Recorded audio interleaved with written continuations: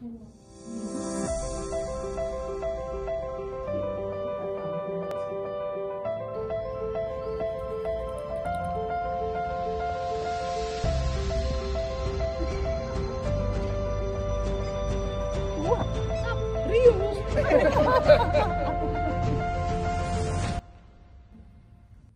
heter Ilse Wibusk och jag är diakon i Sankt Mikaels kyrka som ligger på Lindeborg i Malmö.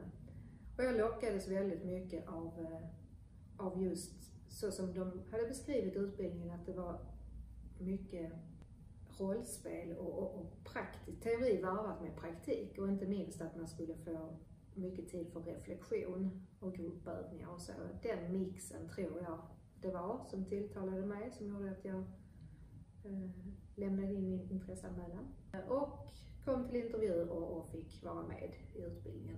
Jag heter Anna Kvist och jobbar som präst i Malmö, Svenska kyrkan då.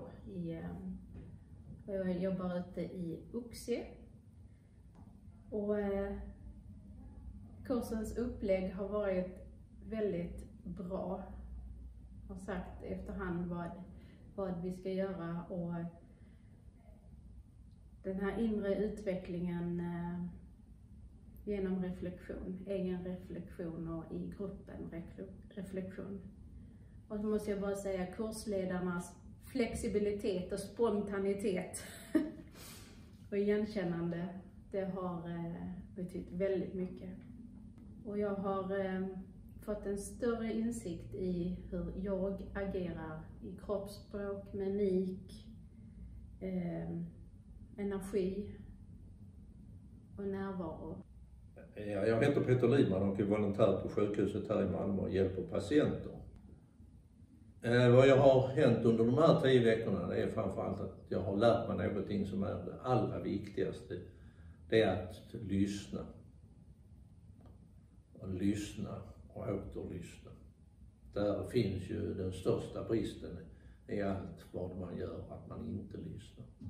Så jag har lärt mig en bit till också, det är att spegla samtalen mellan patient och volontär. Det har jag lärt mig på ett bra sätt, och jag tror att det kommer jag att utveckla något enormt i det uppdrag som jag har på sjukhuset. Jag heter Tina, jag jobbar som assistent i Fosie kyrka. En grej som jag tyckte var så himla fint från början, det var att från första dagen så finns det ingenting som är rätt och ingenting som är fel, utan vi reflekterar och vi ger varandra feedback på saker och ting. Så det har också, som har förvånat mig, är att att det har varit en inre resa också med det så samtalets form och metoder, men också den inre resan i vem är jag i samtalet, och mina känslor och vad det är jag känner av i samtalspartnern där. Jag har inte arbetat särskilt mycket utifrån det existentiella samtalet, så det blev faktiskt en utmaning för mig. Det går inte bara att ändra på ett arbetssätt som man har använt i mer än nästan 40 år. Så jag har fått jobba med det här, och de senaste veckorna har det verkligen släppt. Det som först kändes som att jag var en papegoja som bara upprepade vad den andra sa, har vänt till att jag låter delar av samtalet vara utifrån det existentiella samtalet. Det vill säga jag använder redskapen såsom känslonärvaro och tankenärvaro för att fördjupa samtalet. Och kan på det viset använda mig av både det gamla som jag har med mig och den nya kunskapen. Och genom närvaro i nuet i själva samtalet så kan jag som diakon vara just diakon och behöver inte vara terapeut. Då mycket av det som tynger hos den som söker hjälp sitter i kroppen. Och just den känslan och de tankarna kan vi tala om. Mycket efterreflektion har jag haft. Mycket som man tänker på i efterhand och saker som man har hört i de olika samtalsprotokollen som man tar med sig in i samtalen. De olika samtalsteknikerna. Och ja, att man har så många verktyg gör att jag känner mig trygg i samtalet. En stor grej som jag har lärt mig, det har varit att tystnaden är inte så obekväm för mig längre som den har varit tidigare. Jag har fått en stor inblick i den muslimska världen genom att vi har haft en imam här som har pratat om sin verksamhet och deras upplägg och så vidare. Det stärker mig också i den situationen där jag träffar väldigt mycket muslimer i mötena.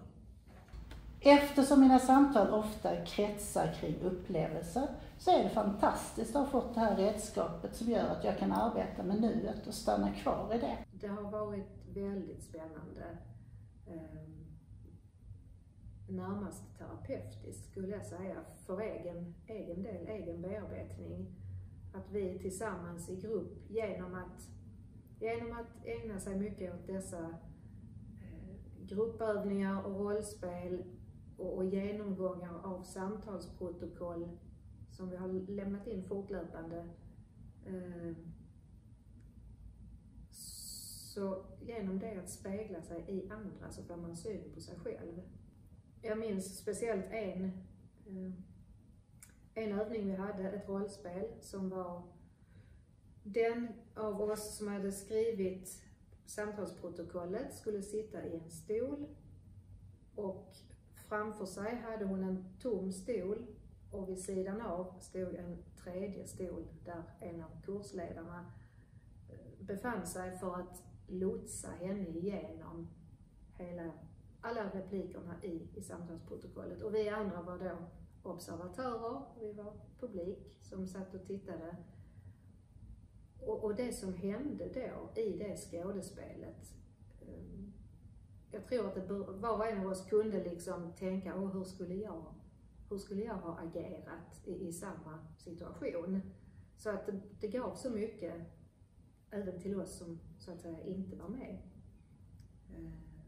Så det var bara ett exempel på hur innehållet i kursen har varit väldigt berikande och givande hela tiden. Och inte minst de gånger som vi också har varit inne på lite tunga områden, skam, skuld, sånt som kan vara djupt och tungt, så har det vägts upp av att vi har haft väldigt mycket inslag av lek och meditation. Så den växelvisa, den variationen har liksom gett en balans, tycker jag, så att man har mäktat med det tunga och också fått in det lätta och det ljusa och mycket skratt, jättemycket skratt. Om jag fick önska mig någonting, en fortsättning på kursen, så skulle jag vilja ha mer fördjupning av själva samtalet och hur man leder det. Vad jag skulle vilja rekommendera den här kursen till, vem som skulle kunna ha det här. Jag tror det finns väldigt många organisationer i Malmö som saknar denna typ av utbildning. Och då finns det några saker som jag automatiskt tänker på. Det är besöksverksamhet, alltså där man besöker äldre i hem och där man besöker äldre också och går ut med äldre, där man kan ta detta med sig och spegla det. Det finns också en del av som är viktig, det är ju de som är intagna på fängelse. Där är det viktigt att det kommer människor från den andra delen utav verksamheten, inte som personal inom kriminalvården utan en helt främmande person med budskapet utifrån. Jag tror också att läkare och sjukvårdspersonal måste ta till sig mer utav den här typen av kunskap som vi har gått igenom här på kursen. Så jag tänker att den här utbildningen skulle jag varmt rekommendera till egentligen alla grupper och yrkeskategorier som jobbar med människor på något sätt. Polisen, kriminalvården, vårdpersonal, kyrkoarbetare, människor inom socialtjänsten eller socialarbetare i stort. Alla som på något sätt har någon form av samtal med människor tror jag hade haft glädje av en sån här kurs. Både för mitt arbete och för mig själv så har jag funnit ett större lugn och en mer medveten närvaro i samtal, vilka det än kan vara. Och jag skulle absolut rekommendera denna kursen för andra. Den är super.